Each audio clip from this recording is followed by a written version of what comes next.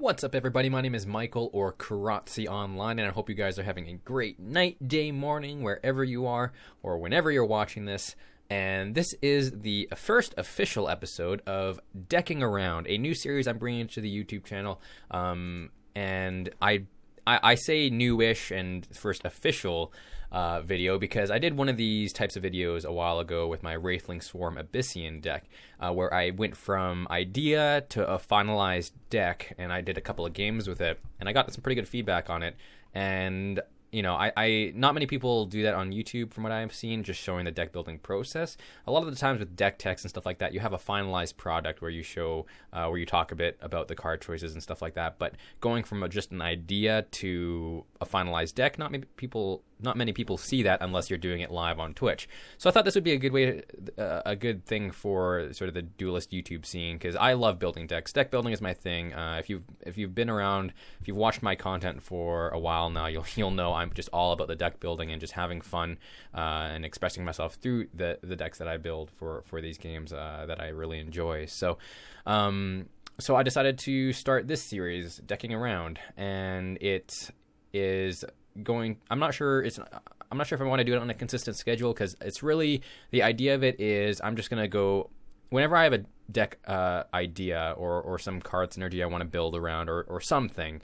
I'll just hit the record button, talk about what I want to build, and then we'll just go through it. I'll go from idea to finalized deck, and then we'll play a couple of games just to show it in action, and hopefully you guys enjoy that kind of stuff, because I love building decks. And with this kind of thing, also, I definitely want to start taking requests. If you guys have just a card you want me to build around, even if it's total garbage, like, I love a challenge, and I love just trying to think outside the box, essentially. And my goal for this is to not only hopefully encourage more people to just try deck building, because I think deck building is just an imperative skill everyone should learn, regardless of what collectible card game they're playing or trading card game they're playing. Deck building is just an important skill in any of those kinds of games. And so hopefully I encourage more people to do that through this series, and also hopefully you guys just enjoy the interesting decks that can potentially come out of this, and maybe I'll give you guys some fun lists to try it on the ladder as well. Now, the goal for it also is to make it as viable as it can be. So, I mean, I am a Johnny, but I still have a little bit of Spike in me, and if you guys don't recognize those terms, type in Johnny Spike Timmy in Google. It'll be the first link. It's an article written by Mark Rosewater, who's one of the lead designers in Magic the Gathering, and it talks about the psychological profiles between some of the players that play the card games and stuff like that. And Johnny essentially loves just big synergies, making decks on his own, and winning his own way, essentially. Timmy likes to win big, using big, powerful spells and effects, and Spikes like to win regardless. They just want to win. They'll copy the best deck, doesn't matter, as long as it can put out the best win rate. And so those are the basic sort of overviews of them. But I'm pretty much a Johnny with just a tiny bit of Spike in me. So I want to make the decks as viable as they can be. So even though if people suggest garbage cards, I will try to make it as best as it can be through whatever means possible. But anyways, let's just get right into it. So today, for this episode of Decking Around, I'm going to be building an Abyssian deck with Windrunner, because I saw Windrunner today. Trump was playing a gauntlet with Windrunner, and he was playing Abyssian, and I saw Windrunner a long time ago. For those of you who don't know what Windrunner is a 3/3 for 3 that after it moves, it gives all friendly minions around it +1/+1. So it's a very big threat in the sense that even just one trigger, you can get value out of it. But if it sticks around for a turn, your opponent's going to pretty much guarantee getting value, because if it stays for one turn, they can just place a creature down and then use Windrunner to walk it up beside it, and then get instant value, or not instant value, but value that turn right away. So it's something that, if left for longer than a turn, can be a very, very big threat. So I think it's a pretty strong card, actually, in the right deck, and I actually think Abyssian is one of the best decks, or one of the better factions for it, just because they have a lot of ways to get a lot of smaller threats on the field at once, so you can get quite a bit of value out of it. And the one main problem Abyssian has in terms of swarm tactics is just that they get AoE'd quite easily. So Windrunner can help alleviate that a little bit. For example, one trigger off on Gloom Chaser makes the main body not die to Tempest, and it also makes neither body die to a Ghost Lightning. So it can be pretty powerful, I think, and because you have a lot of ways to finish with a card like Soul Shatter Pact, I think you can have some pretty awesome turns moving forward if you can get enough bodies to stick around. And Windrunner makes your bodies stickier, they make them trade more efficiently, and overall it's just a threat that you get so much value over the course of the game the longer it survives. So I like the card a lot. I think it's a lot of fun, and yeah, well, we're definitely going to give it a try today.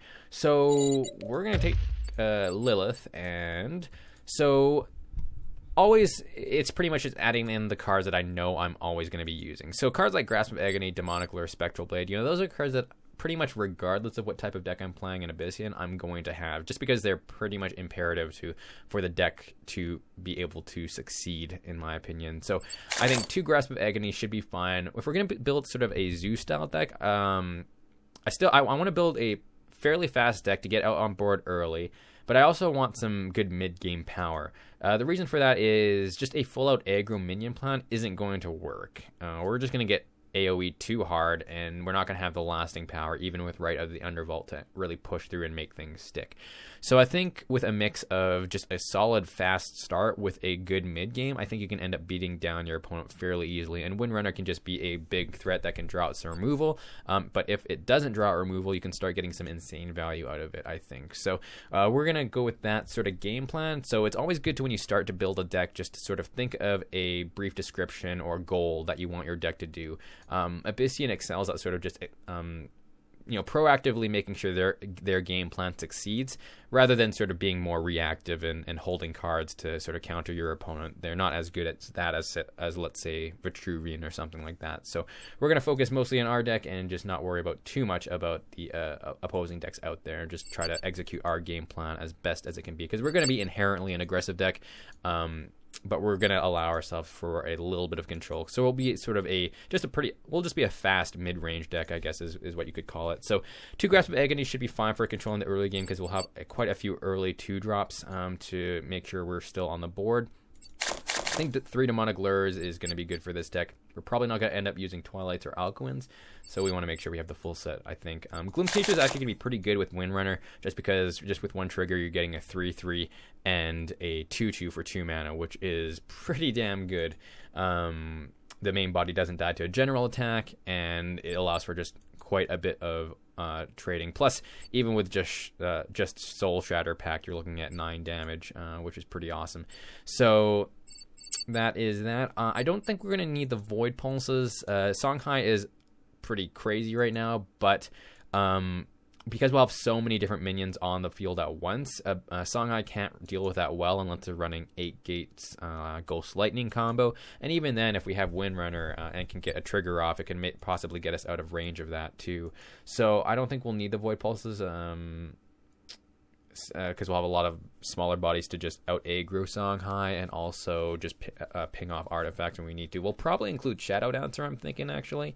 It'll give us some good mid-range quality, and also if we don't happen to buff up our guys with Windrunner, it'll make them easy to die off when we're trading, so we can get some Shadow Dancer triggers off too. Soul Shatter Pact, at least a couple of those. Well, yeah, Soul Shatter Pact definitely, because we're going to be working on swarming our opponent. Spectral Blade, we'll need at least 2 of those, and Night Star Assassin, at least 2 of them. Shadow Reflection, I don't really like including Soul Shatter Pact and Shadow Reflection in the same deck. I think it's not necessary. If our game plan's working out, just our the amount of bodies we're going to have on the board with Soul Shatter Pact is going to be enough to finish our opponent off. And maybe worst case scenario, we can include Dark Seeds or Burn as a ways to finish. Rite of the Undervault, I think 1 actually should be fine. We're going to have a pretty fast start, I think, so maybe 1 Rite is going to be good. Plus possibly finding answers to our opponent's cards if we need to in the late game. Deathfire Crescendo, I don't think we'll need. Wraithling Fury, we'll see how many Wraithling things we have. But, Wraithling Swarm, Wraithling Swarm you'd think would be really good with Windrunner, but like Gloom Chaser is a little bit faster and works all right with Windrunner. Wraithling Swarm I think is a little too slow. especially against Lionar, which is a pretty popular faction. Doing Wraithling Swarm with like a Windrunner trigger, Tempest still outright kills all of the Wraithlings. So like the nice thing about Gloom Chaser is at least the main body still lives. So Wraithling Swarm, I don't think we'll actually want, to be honest. And I don't think I want Blood Moon Priestess either. It's going to be a little bit too slow. I think I want the Shadow Dancers, and I think I actually want Reaper of the Nine Moons, actually. We can get some easy triggers off with Reaper, being able to pretty much move it anywhere where Windrunner goes, and it can just be a huge threat. And also, it's a little bit sticky. Sticky minions are great when it comes to Windrunner, I think, just because you're more likely to get value out of it. So I think that's why I include Vorpal Reavers as well. One Spectral Revenant I think is fine for the late game, and I might even consider a Breath of the Unborn. If we're gonna be more body reliant, it'll just allow us to recharge everyone's health to go for another go. Because I think I actually might include like Azurhorn Shaman. That actually would be a good one because it could make your opponent or make your minions potentially sticky to make Windrunner just have more of an impact. Giving everything 4 health is huge. So that might be something to consider. So let's add in the Azurhorn Shamans actually. So we want a healthy amount of 2-drops. I would say pretty high on the 2-drops just to make sure we're out on the board. Primus Fist allows us to get good trades off, or better trades off actually. So that'll be nice. Jaxie's just solid, so that's good. And also the 1/1 mini Jaxie can be a good target for Windrunner as well. Rock Pulverizer is something to consider. It has a fairly high health and it's sort of a disruption card, but I think it's not necessary. So far we have 3, 6, 9, 12. I think that's a fair amount of 2-drops. There was a post that I can't remember what the percentage was, but I think we have a healthy amount of 2-drops. Spectral Blade can even be considered a 2-drop in some situations. So we have 8 spots left. We need to look for some more mid-game though. So I think considering we have like pretty much no healing, the 3 Emeralds are going to be pretty necessary. Shadow Dancer and Emerald Rejuvenator are going to be our only forms of healing. And the 3 Windrunners, of course, we'll need. So we have 2 spots left. We have a lot of 2-drops. I'm wondering if I even want to cut something. I'm thinking we cut a Primus Fist, because we're pretty much going to be mainly using Primus Fist just to help trade up and stuff like that. So we don't really need it. Now, in terms of other mid-game cards, is there other things we need? Or do we just want to make the deck faster? Maybe just adding in Void Pulses. Like, we have a pretty good curve going into late game. Maybe not Reaper. Maybe Reaper is a little too slow. Because I think Shadow Dancer, Vorpal, and Spectral should be enough late game anyways. Reaper is pretty good, though, and no one really plays it anymore. It's good against the slower decks. And I think that's actually something to consider, because the slower decks is actually going to be one of the ones that are mainly going to be giving us trouble, potentially, like Control Magmar and stuff like that, because with Plasma Storm, it pretty much hits all of our stuff. So having sticky threats like this is actually pretty good. I think cutting it down to 1 is fine. Just another good mid-game threat, but something that we don't really need or want a lot of the time. Because it's pretty much a lot of the early game is what we want. So we want to pretty much fight for early board control as best as we can. And we might even want to consider adding in a Saberspine Tiger. We have Night Terror Assassin, but the thing about Saberspine Tiger is, along with Windrunner, rush minions are really nice, but additionally, it's something that if we need to go aggressive, once we buff it with Windrunner, it doesn't die to a general attack when it counterattacks, as opposed to Night Terror Assassin, where it does. So that is something to consider as well. What other kinds of minions do we want? I think this is a good mid-game. Like, we have Emeralds, we have Reaper, Shadow Dancer for a mid-game. Vorpal, Reaver, and Spectral are just good late-game. We have 4 spots left. Now, it depends on how many tech slots I want. So Abyssian does excel at sort of just working on their own game plan. I wonder if I should include Purgatos. Purgatos would actually be pretty good buffing up with Windrunner, actually. Not to mention, I don't know if it's still a thing, but I think it combos with Grasp of Agony, doesn't it? Because it turns it into that creature doing the damage. Oh, wait, no, that doesn't help because we can't cast it on ourselves. Never mind. It's only when the opposing person casts it, I think. Dancing Blades might not be bad. It's just a good swing in tempo, especially with a lot of early drops. It can just sort of keep pressuring our opponent, and it's just a good body too. Keeper of the Veil is also pretty good. Like, even getting Windrunner back is pretty sweet. Wonder if I could also take out Right. So our early game is, we're going to be getting out our cards fairly quickly. Maybe Void Pulses. Maybe I will add the Void Pulses in, actually. It's just a way for us to be more aggressive. It's a way for us to ping artifacts. It helps against Arclight Regalia, which is actually pretty bad for this deck. Well, maybe. It depends. We have a lot of ways to ping off Arclight Regalia if we have enough bodies on the board, so it's not too bad. Yeah, I might just add the third Primus Fist again. Third Primus Fist, and then just add in three Void Pulses. Alternatively, I can add some more late game. Maybe I can just add a random Jack's True Sight. I only have one of them, but it goes really well with Soul Shatter Pact. Not to mention spawning Jack's True Sight near the corner, and then having Windrunner can make the Jack's True Sight and one of the mini Jacks' 2/2s. So many things to think about with a deck like this, actually. So what would the kinds of decks that would give us the most problems? It's tough to say, because if we make things sticky enough, it really depends. Like, even against Lionheart, depends if they have like Martyrdom for a Windrunner.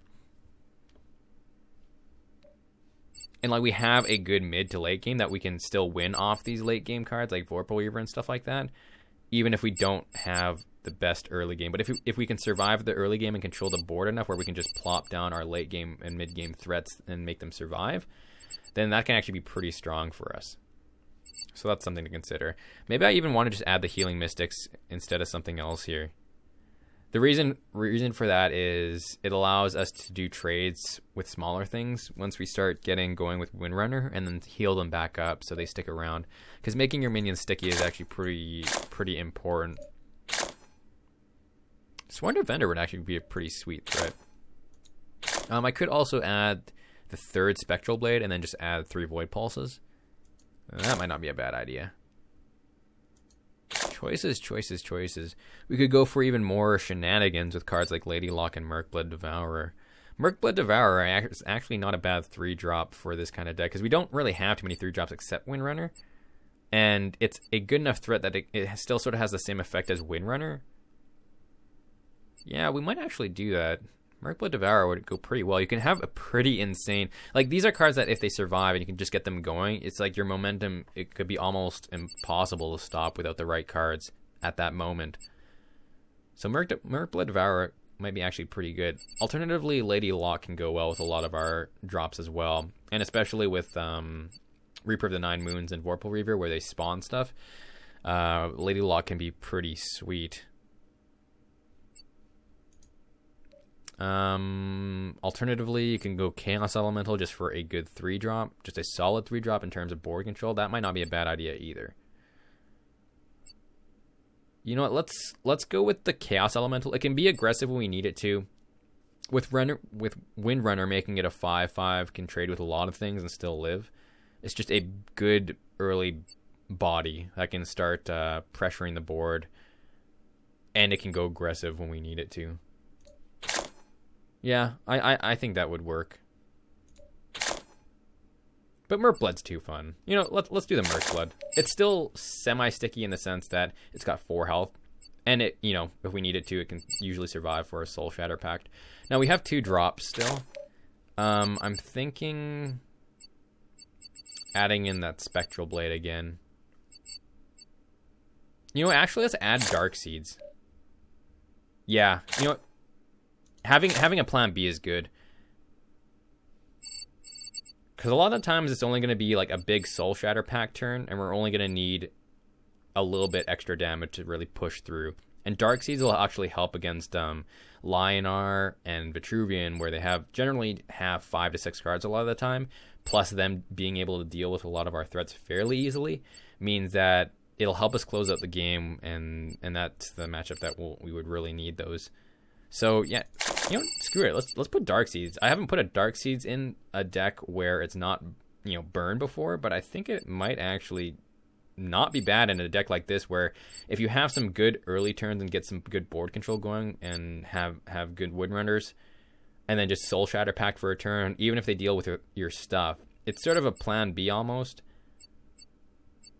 And that can help close out with cards like Spectral and Vorpal Reaver as well. Let's do that. Yeah, I like this list. This list looks actually incredibly fun. Wind Abyssian. All right, so we have 2 Grasp of Agonies, 3 Azurhorn Shamans, 3 Lures, 3 Gloom Chasers, 3 Jaxies, 2 Primus Fists. We got a healthy amount of 2-drops, 2 Spectral Blades, 2 Soul Shatter Packs, 2 Merc-Blood Devourers, 2 Night Star Assassins, 1 Rite of the Undervault, 3 Windrunners, 2 Dark Seeds, 3 Emeralds, 1 Reaper, 2 Shadow Dancers, 2 Vorpals, and 1 Spectral Revenant. There are quite a lot of 2-drops. It worries me, or quite a lot of 2-ofs. That worries me a little bit, but I think in a deck like this, it's fine. I think, actually, after playing with the deck, we'll see if we need the Rite. Because we have a pretty good mid to late game that we might get clumped up hands. The nice thing about Rite in the early game, though, is it allows you to just draw into more stuff when you draw into low drops. So I think what we would want to do is actually either put in a 3rd Dark Seed or put in a 3rd Night Star Assassin, I think. You know what? I think I'm going to actually put in that Saberspine Tiger, because of the reason I talked about with Windrunner. Because I think it actually might come in handy. Additionally, with Merc-Blood, it's the same sort of reasoning. Plus, with Merc-Blood, you can actually get instant value that turn. So, yeah, this list look actually pretty fun, and I think it could work. I've never seen Windrunner really played before, unless it's a Gauntlet, so I think some Songhai lists, like niche Songhai lists, play it because you can have inner focus for getting instant value out of it. But I think there's enough ways to protect it with the cards that we have, like with Lure and Grasps. And I think we have some good early bodies for good control early on. So I think it could work out. Plus, it's a pretty nice curve. Pretty aggressive start, but then we can transfer into some hard-hitting stuff mid to late game too. So even if we run out of gas early on, it's not the end of the world. Even with Dark Seeds too, it gives us a little bit of reach. I think no one will expect it either in a minion-based aggro deck. Not to, I don't think they'll expect cards like Dark Seed or some big late game threats like this if we're using like Azurhorn Shamans and Gloom Chasers and stuff like that. So yeah, that is Wind Abyssian. So there you go, guys. There is my sort of thought process. I've talked about pretty much everything that came into my head from start to finish. And this is the first draft of Wind Abyssian. So stick around. Make sure you subscribe because I will be coming out in the next couple of days with some gameplay videos of this deck so you guys can see it in action. I don't want to include the gameplay videos with the building of the deck just because these videos already get fairly long, as you guys know, so I want to make it a little bit easier for you guys to view them sort of at your own pace. So this is the deck building portion, and stay tuned for the next couple of videos that will be coming out in the next day or so, where I will get some gameplay video. Maybe tomorrow morning I'll actually record some gameplay for this, yeah, hopefully you guys enjoy it, and hopefully you guys enjoy this series. It's going to be a lot of fun, I think, and let me know if you guys want to see different cards in the future. Give me suggestions. I'll always take requests, and yeah, make sure to follow me on Twitch and Twitter. All that stuff is in the description below. It's the best way to keep up to date on all things me, whether I upload videos or going live for Twitch. And these kinds of decks are the decks that I'll be streaming on Twitch because I like to have fun. I like to have a lot of fun with my decks, and yeah, hopefully you guys enjoy them as well. But until then, guys, take care. I hope you guys have a great rest of your night, day, morning, wherever you are, and I will talk to you guys soon.